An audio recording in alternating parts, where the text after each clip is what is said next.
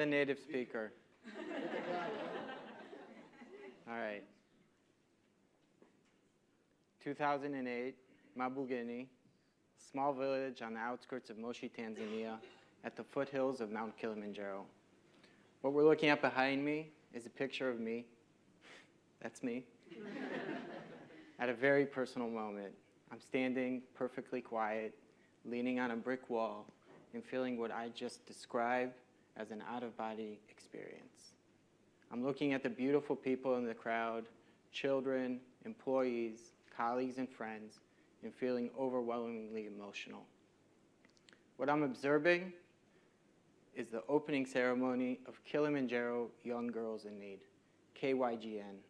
KYGN was and still is a center for young women and girls in need, providing nursery school, preschool for young girls under the age of school, an after-school daycare center, offering young girls a place, a safe, positive, and warm place for their after-school activities and warm meals, and last but not least, a vocational training center, offering young women, teenage girls, an opportunity to provide themselves and their loved ones with a better and safer future, and also to keep them off the streets.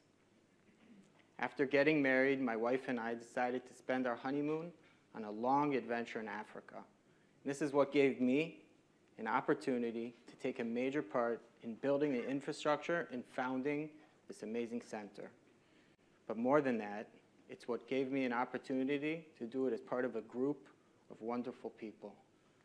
Anna Maria, Mayan, Asaf, and my beloved partner in life, Nama. Ever since, this experience, this defining 10-month experience, has been a huge part of me and everything I do.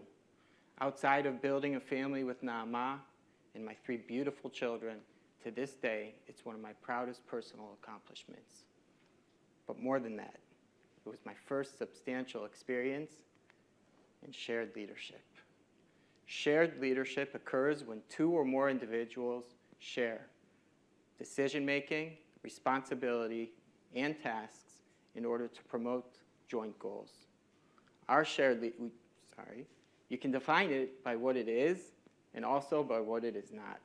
There are no leaders and followers.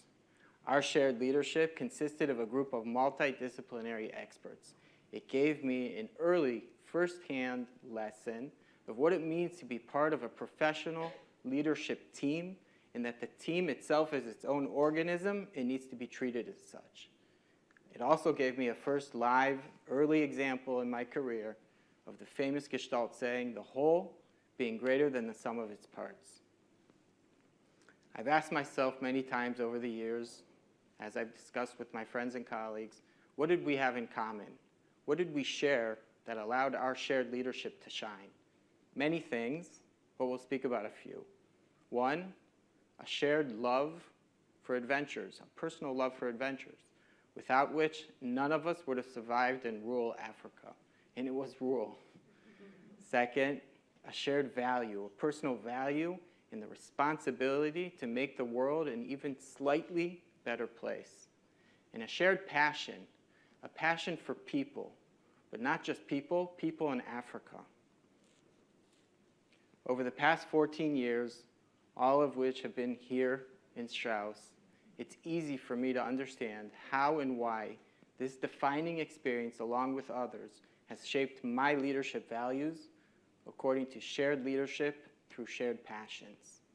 The shared leadership model I'm referring to is contrary to heroic leadership, which is probably the most common type of leadership.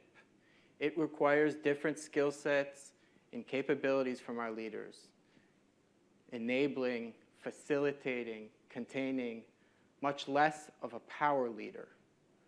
But you know what? Maybe it's a different type of power. I'm talking about the transformation from top-down decision-making to leading and managing processes which encourage participation in decision-making. I believe that in today's world, successful organizations need to not draw neat lines between leaders and followers, where leaders are perceived as active and followers reactive. I and others believe that leadership is not about the exercise of power, but rather the ability to enhance the sense of influence throughout the organization. Mary Parker Follett, one of the first original organizational thinkers to challenge heroic leadership, 1924, and let me quote her, please. "The most essential work of the leader is to create more leaders." This was 100 years ago. Over the past 2.5 years, we've lived through a pandemic. The world is changing. I think I could stand here, present and pitch shared leadership. But in my opinion, there's no need. We have no other option. Employees, the good and best employees, will work and stay with those who share. Teams with shared leadership will excel. We need multiple points of view, multiple perspectives for this to work and shine. In my opinion, shared leadership is here and here to stay. And we all have a choice. We can either resist, we can follow, or we can choose to take the lead, to share. Thank you.